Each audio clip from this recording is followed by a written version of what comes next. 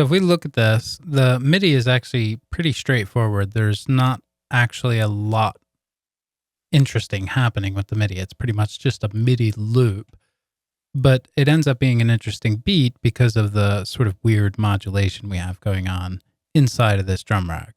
So that's what this video is going to be about. We're going to build this rack from scratch. All right, so to start, we'll add a drum rack. And then we'll add a DS kick, snare, and hat.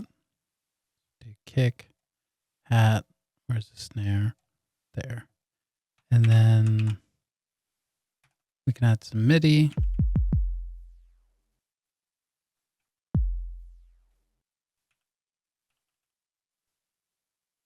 We'll do just something straightforward.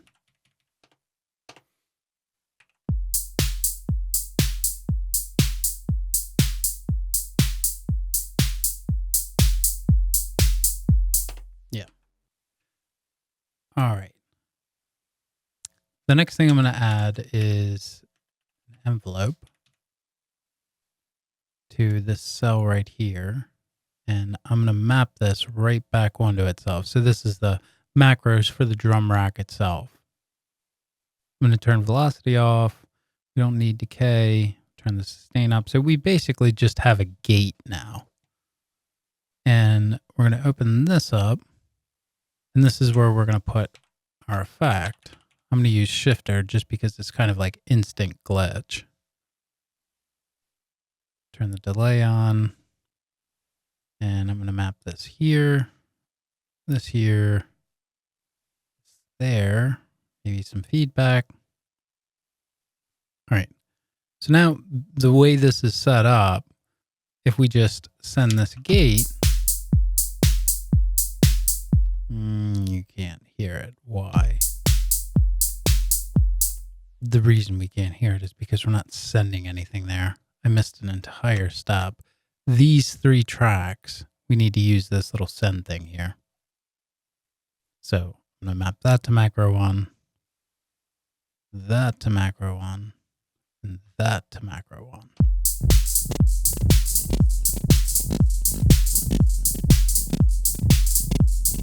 So it basically, like the way it is right now, we may as well just, put the shifter on the outside because it's kind of like staying on and nothing's really happening. There's nothing all that interesting about it the way it is. So first, I'm going to add an expression control to that same track here. And I'm going to randomize these. And make them bipolar. So now, every time the envelope is triggered, it's also going to sort of randomize the shifter. These 3 macros here, you remember we mapped them from the shifter. So these, even though that the expression control is only at 50%, down the line you may end up adjusting something like that. And -12 to, or -24 to +24, I think it can end up being a bit much. Same with the delay time and the pitch window size. So I'm just reducing those a little bit.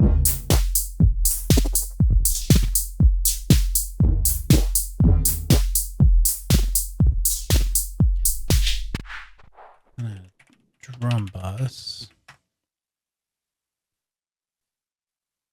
The other thing is this is fine the way it is. I'm going to turn that down a little bit, and we should probably also have a limiter on here.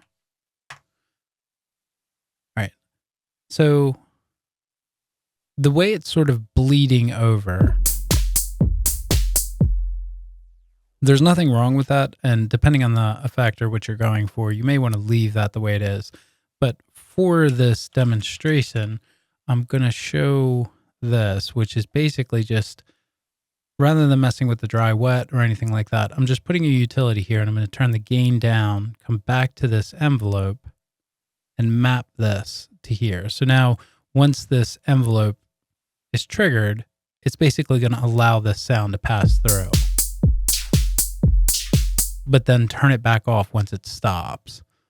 That way we can sort of add a bunch of these and do like chants.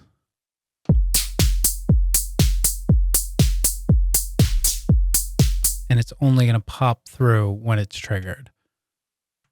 The only other thing is I'm going to put a roar, not only for the sort of crunchy bits, but I'm also going to add a little bit of feedback. So that way it still kind of has like a tail after it triggers.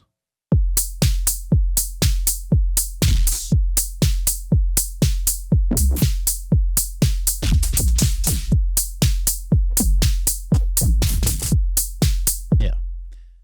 All right. Now I want some ratchety type things. So I'm going to add a wavetable. I'm going to group it so that way I have these macros here. This envelope and this envelope, I'm going to loop both of them, turn the sustain down and the release down, and map the decay to macro 1 for both of these envelopes. You know, you don't have to do this. You can get really, really interesting stuff from having two different envelope shapes. But the way I'm doing this here, it is kind of important to make sure that they're both the exact same, because I'm using this second envelope to as like a pitch envelope. If we were to increase the release, so you can hear that that's still a cool effect, but it's just not what I'm going for right here.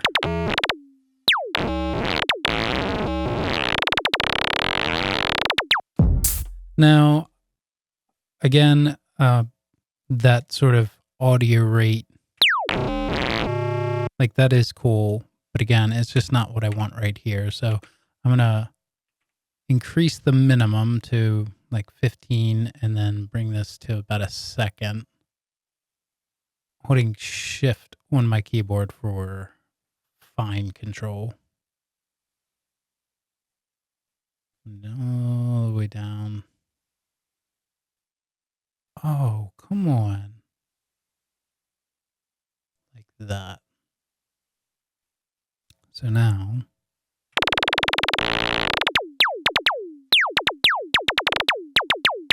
good. I'm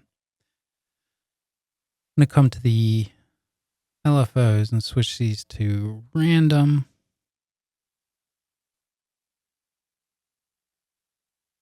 Smooth that. And then I'll go for warp and maybe fold.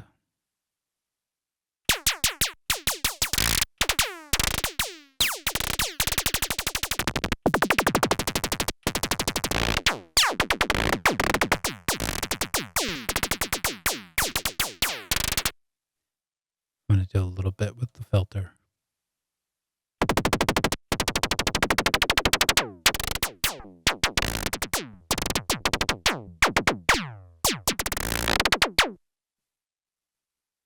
All right.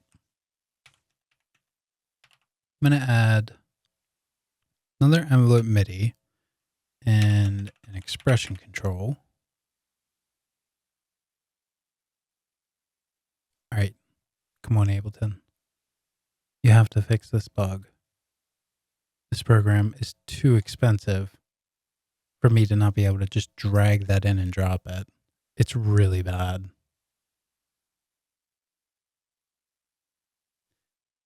So I'm going to map this envelope here. The main reason I have it is for this.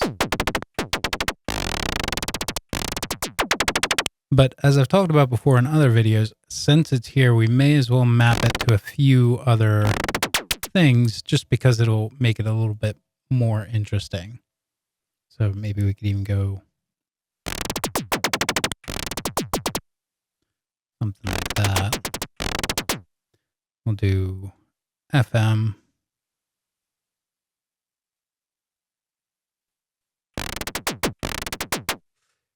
Maybe rather than going to the LFO here, I'll add a random.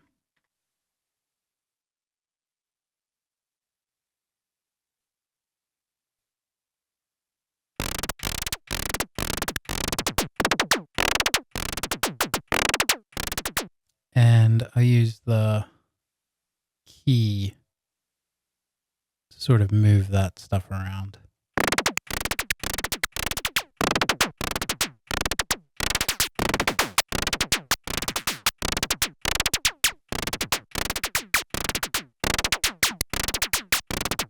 Yeah. So the expression control, same thing applies. It's here, so you may as well just sort of map it to something. I'm not going to, just because I kind of think that this is getting pretty close to being chaotic enough. And it's pretty easy to kind of make stuff so insane that it just doesn't really make any sense anymore. But the reason I have this here is to map it right to this envelope. So now we're going to get a sort of different ratcheting swell each time.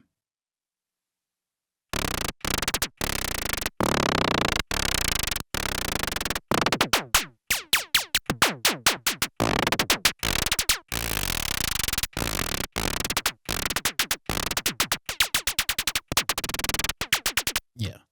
And then I'll do a roar.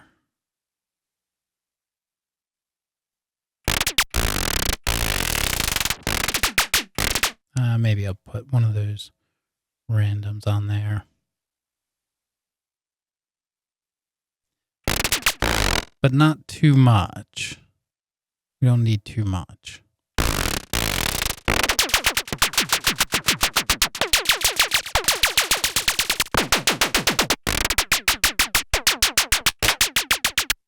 I'm going to drop.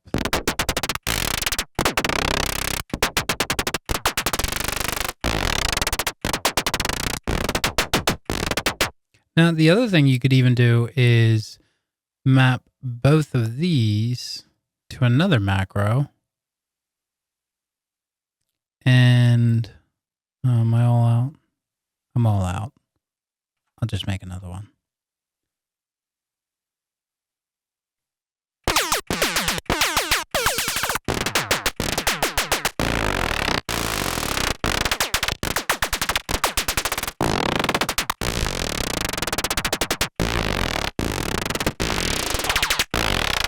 Yeah.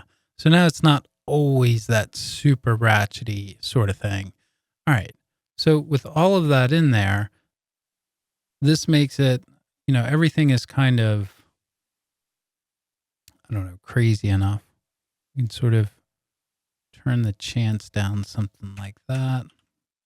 Duplicate it.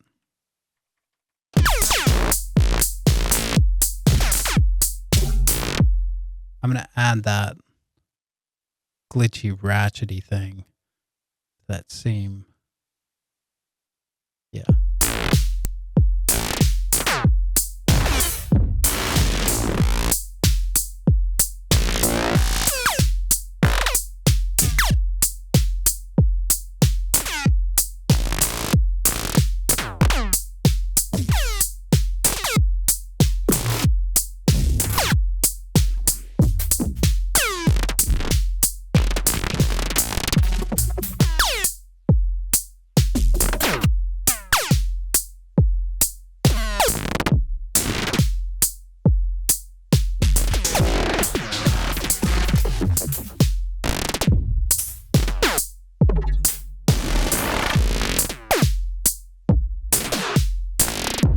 All right, that's all pretty good. I'm going to add another drum bus here. One, because it's always good to have another drum bus. And then more importantly, a utility. And we'll do maybe like, let's see, like some sort of snare sample.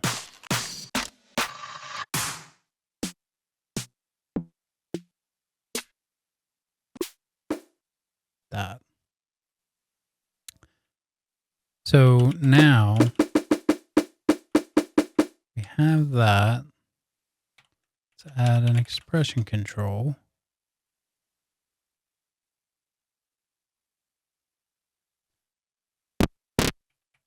Where'd it go?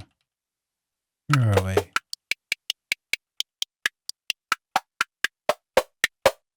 And maybe a reverb.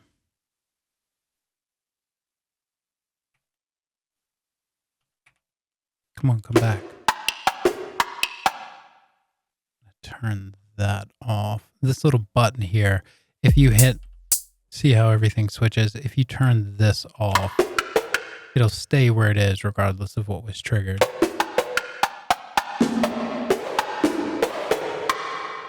All right, and then add another envelope. I'm going to put this here. Look, see? Ableton. Fix this. And we'll go down, map this to here.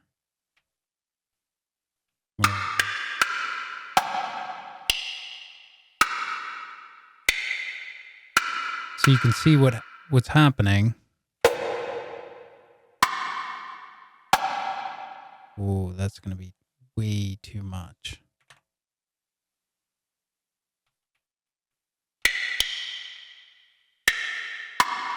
Wrong way. Negative 50.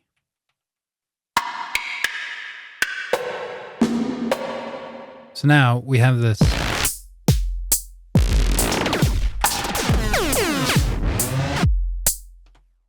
It's not working. The reason it's not working is because I didn't send all this stuff to this chain.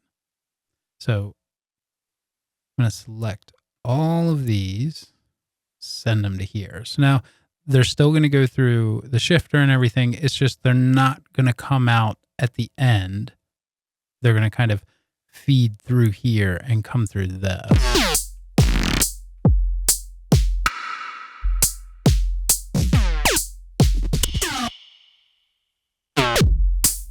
So it's kind of like a stop button, but it's just kind of a way to like make everything chill out for a second. So I'm going to do like triplets like this and select all of them and turn the chance way down.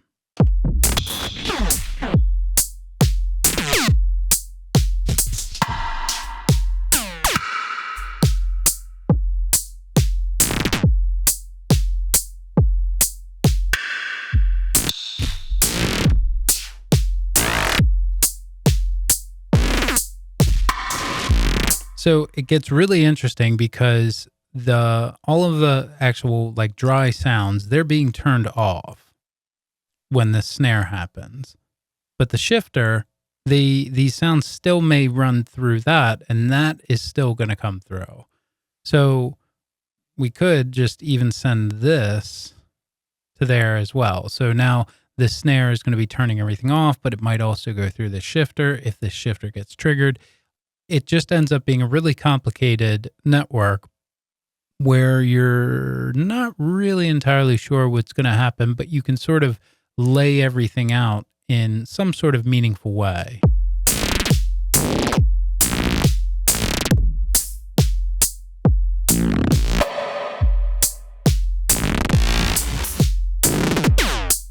They happen too much.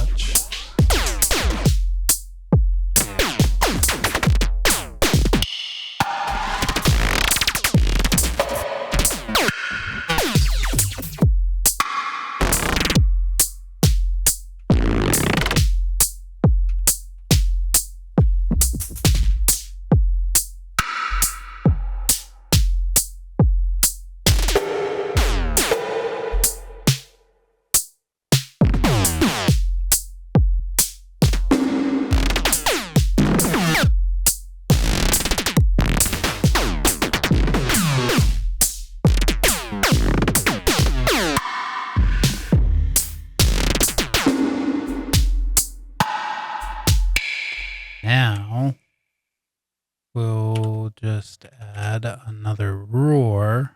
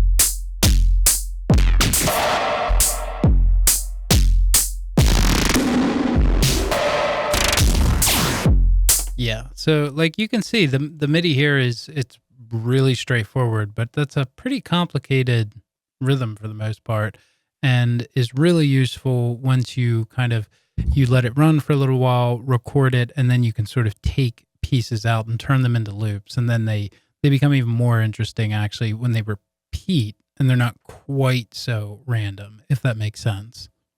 Uh, Anyway, I have a bunch of these racks that are similar in this sort of vein to where the sounds are relatively straightforward, but there's a bunch of interesting modulation going on. You can find those on Isotonic Studios. And then I have a bunch of different stuff on my Patreon as well. This will be there also. So yeah, fun ways to do things. Anyway, hope you found this helpful and thank you for watching.